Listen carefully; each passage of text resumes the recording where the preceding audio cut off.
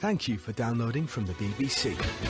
For details of our complete range of podcasts and our terms of use, go to bbcworldservice.com/podcasts.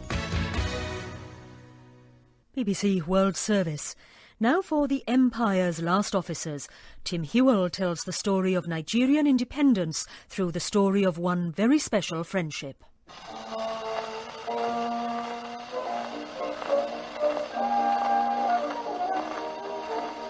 I went to the Army and Navy stores in Victoria Street, and one bought things like camp bed, mosquito net, camp table, a chair, canvas bath, wash basin, and things that aren't normally part of an English household anyway. His last letter to me before I went out was that he didn't have a house, so we were going to Bush for Christmas.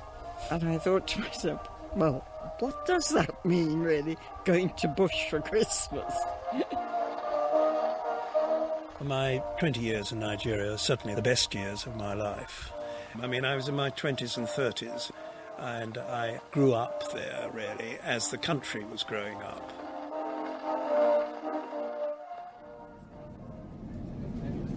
John Smith is going back from the cool calm of the English Cotswolds to the heat and hubbub he remembers from his days as a district officer. Ladies and gentlemen, welcome to Kano. Please remain seated until the fasten seatbelts. I just know I'm in Kano, and it's a great feeling. Great feeling. I just feel I'm coming home. John first came to northern Nigeria in 1951. His task, aged just 23, was to help rule more than 1,000 square miles of the British Empire. Now he's 82, and independent Nigeria has reached 50. The BBC's brought him back to retrace his steps and consider what colonialism achieved.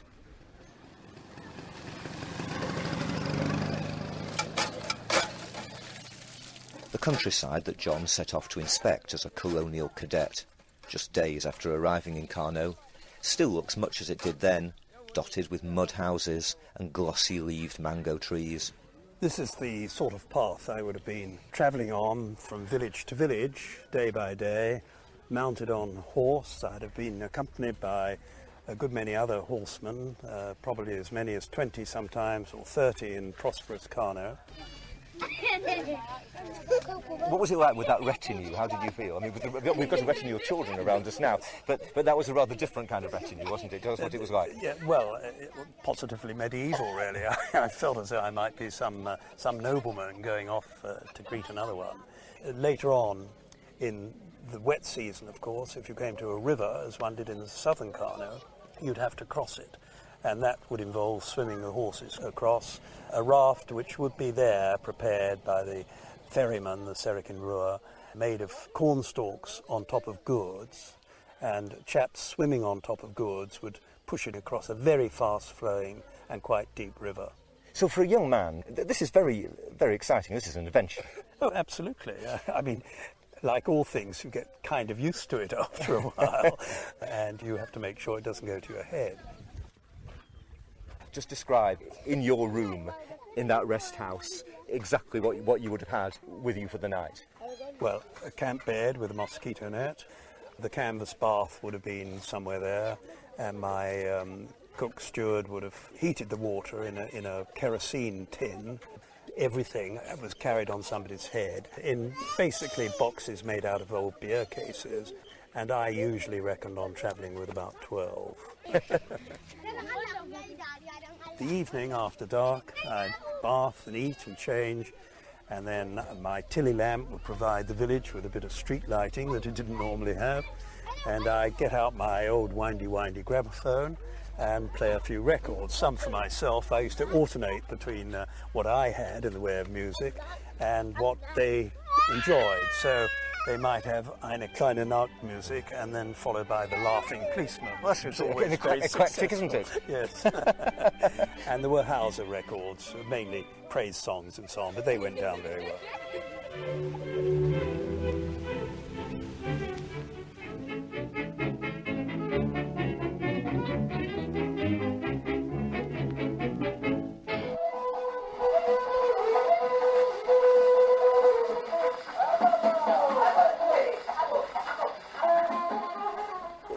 power did you have? We were essentially, if you like, flying the flag. And my little Union Jack would be hoisted over the hut I stayed in the evening, the Zauri. In a sense, it was to remind people we were around.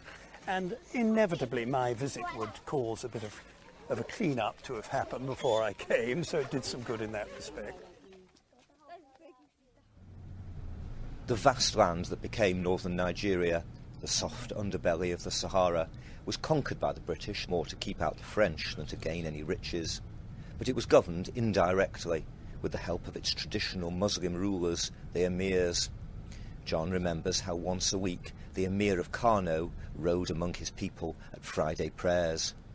And his successor, who's been on the throne since 1963, still does the same today. This is the hour of the Friday prayers, and we're going in through the mud walls of the Emir's palace in Kano now. Yes, there's what looks like a dead horse. Well, it is dead. The palace complex is enormous. It's almost like a town in itself, actually. And here, this is a very ancient door we've just passed through, a great carved wooden door with brass inlays on it. You were telling me that when the Emir of those days summoned the district officer, it was kind of early on a Sunday morning at what otherwise would have been church time. It was, because the Emir's Council used to meet at 8 o'clock on a Sunday morning. So that's when we went, because we wouldn't have dreamt of asking for a change. We respected the authority of the Emir, and one wouldn't have wanted to appear to question it in any way. And that's interesting. I mean, that shows quite a lot about the balance of power, doesn't it? I think it does. I mean, I think, indirect rule, essentially, it was a necessity for the British. And subsequently, we turned that necessity into a bit of a virtue. Originally, we were seen as the scaffolding around a building that was growing up from basement, and eventually the scaffolding would be taken down, i.e. the British would go. A lot of dignitaries all in amazing robes, gathering now, most importantly, a horse. It's a white stallion. White stallion. A white stallion. This is the Emir's stallion.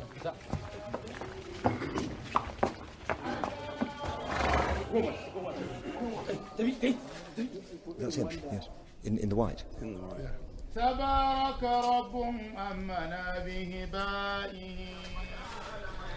Come out now into the central space, and there's a huge crowd. The Emir himself, in this white lacy veil that covers almost all of his head, almost looks like a bride going to her wedding.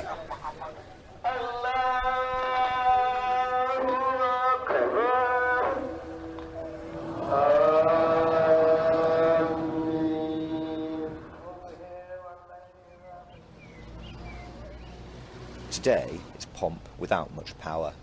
The British allowed the Emirs of Kano more sway than the Nigerian Republic has. But by the time John arrived in Kano in 1951, Britain's brief overlordship was almost at an end. The jewel in the empire's crown, India, had already been independent for 4 years. His job was to decolonise, to help try, at the 11th hour, to set up a parliamentary democracy, and to seek out Nigerians, hopefully a bit like himself, who could be district officers in his stead. He found one called Suleiman Baffa, who became a friend for life. So we've just left the hotel. We're on our way to Suleiman Baffa's house. One Kofa Mata, Kofa Nasarawa, isn't it? Oh gosh, we're going right. Well, this is actually. Southern Kofa. I know where we are on the map. We're now going in through the old walls of the city. We've come in through a gate, and this is Suleiman Baffa's house. Quite a nice house, by very nice. 2 stories with a mosaic pattern on the ground floor and a garden. I can see a little garden through these gates. Good.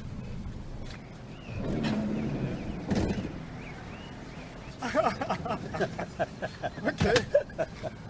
Oh, you're right here. Okay. All right. Come this way.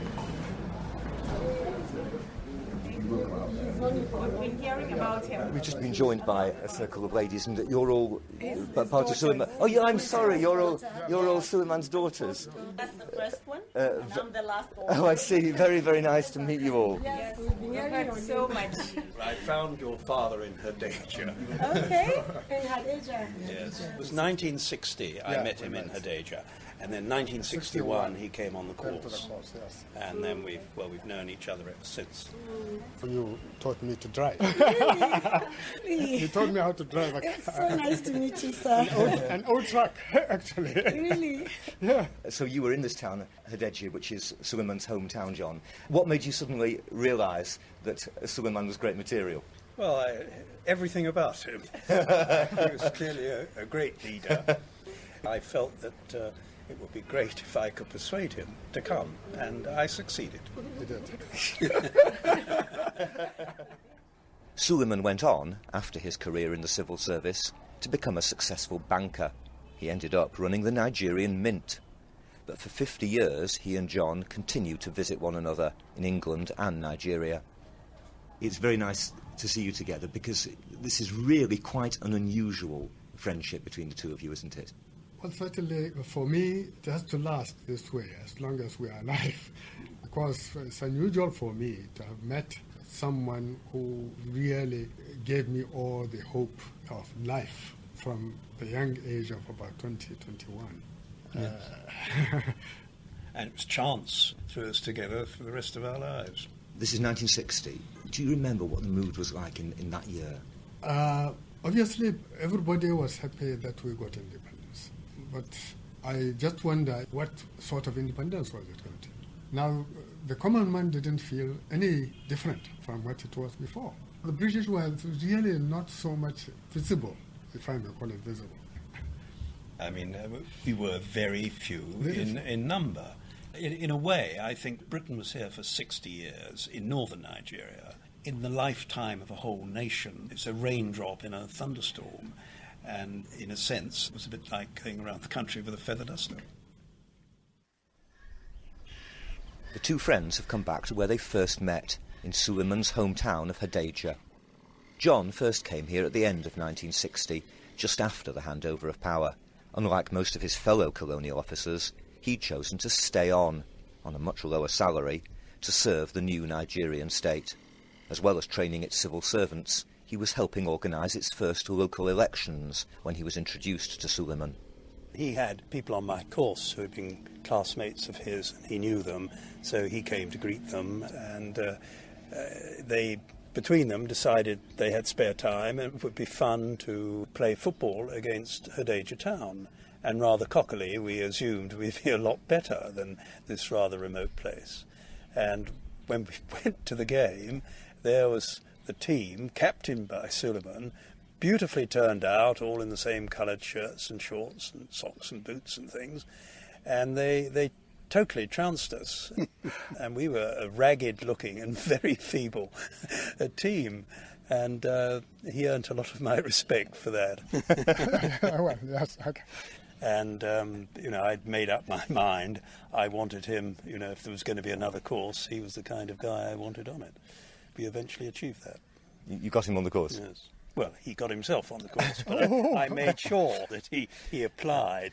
So that's how impressed John was by you, Suleiman. What did you think of him? The word, I cannot express it honestly, but I think if there's any word better than mentor. Mentor? Yes, then that is. Just tell me what you mean by that in respect to John. What I mean by that is someone who has given me guidance and has believed in my ability to do things and has really guided me to get it.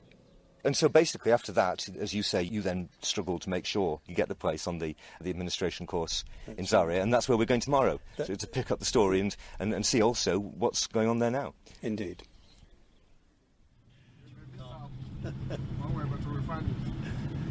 Even Suleiman's lost his way. So this is Zaria. It's about a 2-hour drive south of Kano. We're driving onto the campus now, and there's a rather grand ceremonial gate, cream and green, that we're passing through, and says over it, Ahmadu Bello University. Here we are. And we found already Institute of Administration. That's where I think it looks like the original one. That's it. So this is the original old building? Yes, indeed. I mean, this is a rather colonial-style architecture, isn't it? A long, low, flat-roof building. Single story. A single story, yes.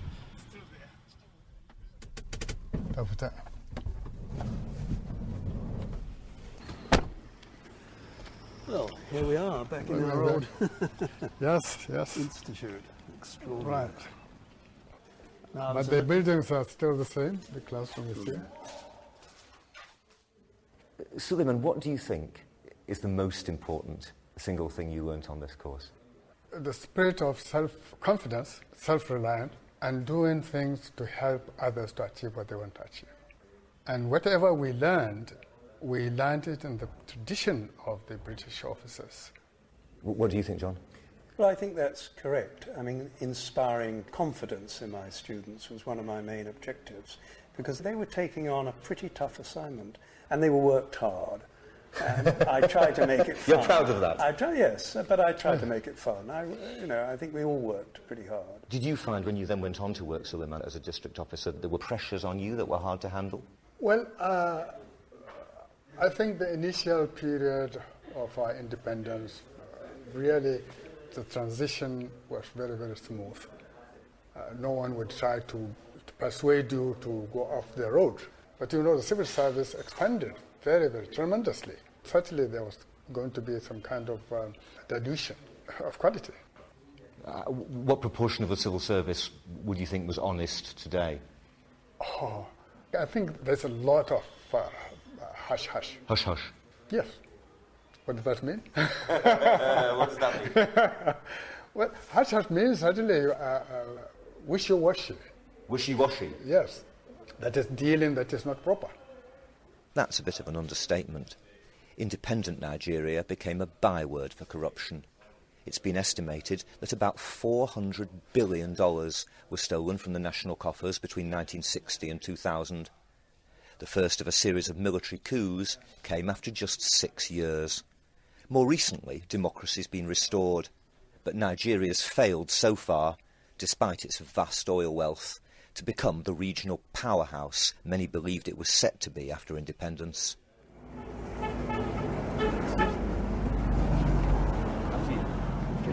Hello. Thank you. Suleiman's younger sister, Amina Mohammed, whom John's come to visit, is rather more outspoken than her brother about what's gone wrong. She's a former, deeply frustrated civil servant who now runs a pharmacy. The shop is too small. So, Nigeria at 50, it's a big country. What do you feel? Has it fulfilled its potential? I don't think we have used our potentials the way they should have been used. But I'm not saying that we have lost hope. People talk about corruption.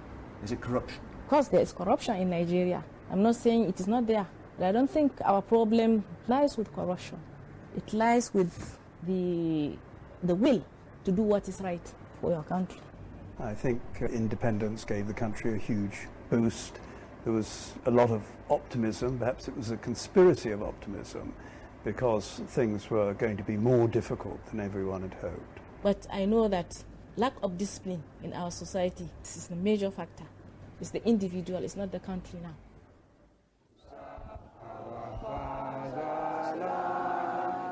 At the school that Suleiman was running when he and John first met, they're certainly taught to care about Nigeria. They're singing the national anthem in the central courtyard when we turn up during Saturday morning inspection.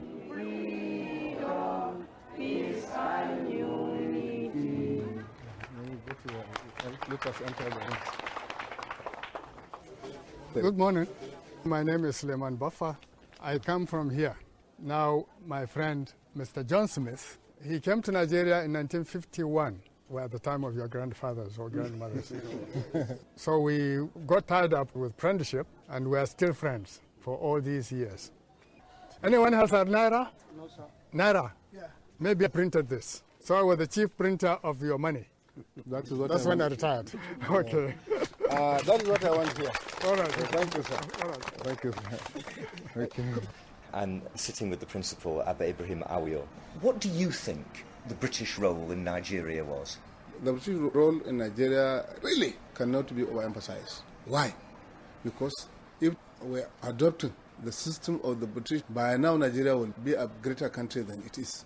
Do you wish they'd stayed? Yes, it could have been better now. If the people will come back again. You'd like the British to come back? Oh, yes. In what role?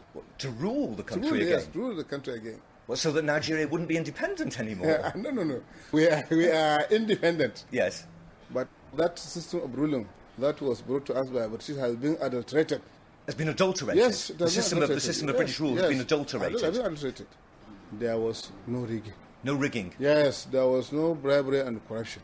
So if we can get an honest election, an honest utilization of our economy, I am sure the people of Nigeria will be in a better condition as they are now. We've just left the school and we've had that very interesting meeting with the principal. What did you think about that? I don't think Britain has got the will to come back.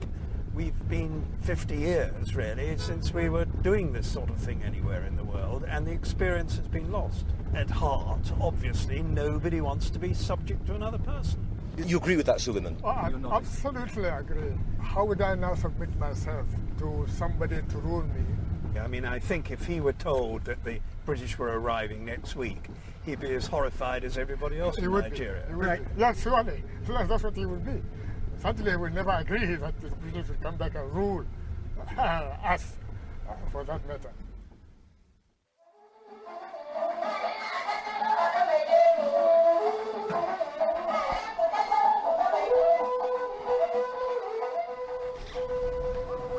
Do you think that Britain got out at the right time, in view of everything that happened subsequently? Yes. I think it's a nice thought to say, oh, had we had another 5 years, things would have been better, and another 10 even better. I don't subscribe to that view, but I believe very firmly that if we tried to stay much longer, relations could have become extremely embittered, because there were a lot of people who felt they were ready for independence, and those were the people that were going to run the country. And it was much better that they ran it as friends rather than as enemies. It has always been a pleasure seeing you again and again, and I will never tire seeing you forever. That's true of me too. Say what around again.